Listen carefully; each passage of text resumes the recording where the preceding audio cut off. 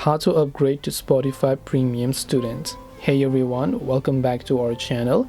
In this video I'm going to guide you through the steps on how you can upgrade to Spotify Premium Student, so make sure to watch the video till the end. In order to upgrade to Spotify Premium Student, all you have to do is go ahead and then first of all, I would recommend that you open your browser, go to spotify.com and log into your account. Then you can just tap the gear icon from the top right, then go to the option called Premium. Now by default, for some reason Spotify will always prompt you the individual plan, probably because this is the most expensive or the most profitable one for them. But what I'd recommend you do is, because you want to switch to student, you can go to view all plans, then you can find the plans you want. So you have individual $10 a month, and duo, which is $14.59 a month, then family plan, and in the end you have got the premium plan.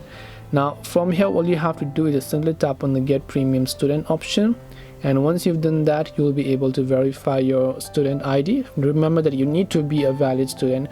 If you don't have a valid ID card of your students, then you will not be able to get the student plan.